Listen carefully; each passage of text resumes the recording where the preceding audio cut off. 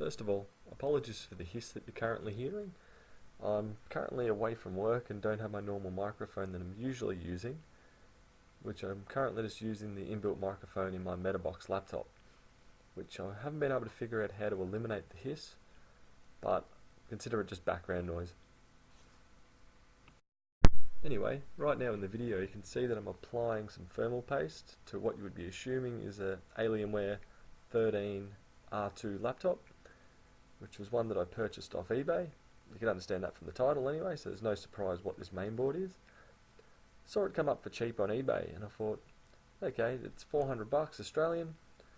It's an i5 model with an 8600M, 8 gig of RAM, a 320 gig SATA hard drive, which is pretty piss poor, but I was assuming that the guy had changed over the hard drive, and it was listed as non-displaying via the screen but will display externally.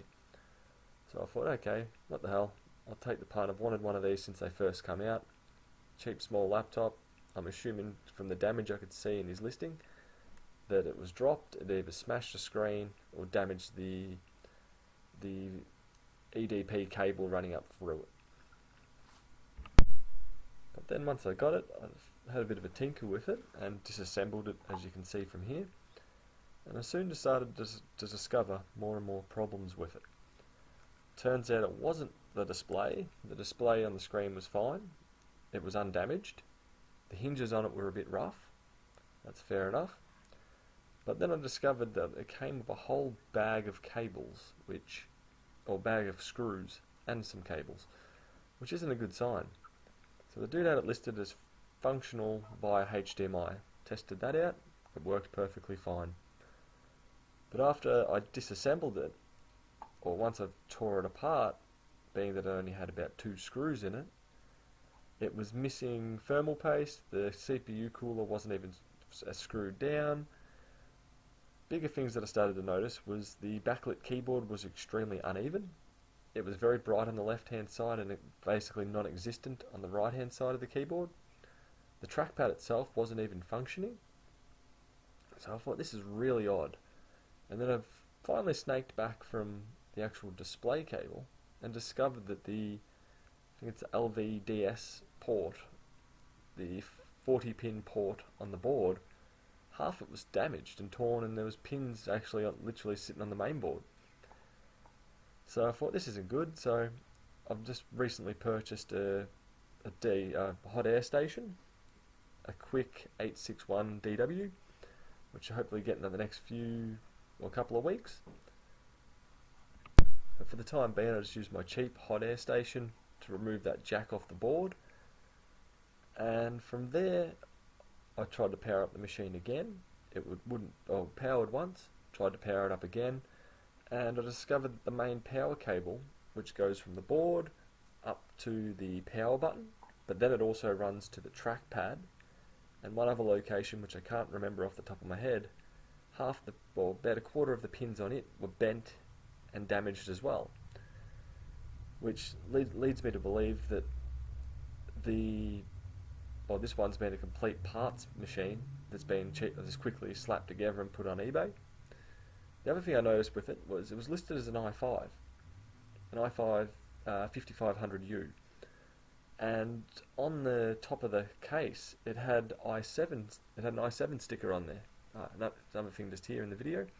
Also a damaged Wi-Fi card which I had to replace. The Wi-Fi antenna cable's been jammed on and has damaged the connector. But anyway, so I discovered the i7 sticker on the top of it. That particular one does not match up to this machine. Also checked up the model number on the bottom using the Dell website, the Dell service code. It gets listed as an i7, which when it boots up, or when it was able to boot up and go into the BIOS, it was an i5. So yeah, quite a few problems with this one. So the worst case or best case scenario is it's a flex cable that now it isn't powering, and when that gets replaced I'll be able to power it up. Best case scenario, this would be used as a standalone desktop computer. Completely ignore the laptop side of it. Best case, I'll be able to put a new LVDS connector on the mainboard, the 40 pin connector. I've got about 5 of those coming. I can replace that and get it fully functional, but I'm not holding my breath on that side of it. But as with most things on eBay, don't necessarily trust the listing. The particular fellow was very light with his details regarding the machine. He made no prior mention of previous history, nor did he even mention that it was completely disassembled and only been put back with no screws. So if I took his word for it and put it all together, and actually had it running as a standalone machine without even opening it, it would have been frying the chips. It would have been thermal throttling like mad. So, yeah, numerous problems with this one. Hopefully I can make the best of it. One future project I can imagine with it, if I can't get it to display but I can get it to start, this would be getting turned into an arcade machine of some variety. So I think being low powered, relatively compact, it would be perfect to go in a small arcade cabinet emulating PS2 or Xbox or something like that. So worst case scenario, it's going to be a parts machine. The worst case would be completely parts and sold off that way. Best case, I can fix it up to a satisfactory level that I'll be happy to use it myself. So, took a gamble on eBay. So far I'm not too sure how it's gone. Hopefully I'll find out in a couple of weeks when I receive some parts from good old AliExpress, and I'll go from there. Anyway, I'll let the video play out, and yeah, catch you later.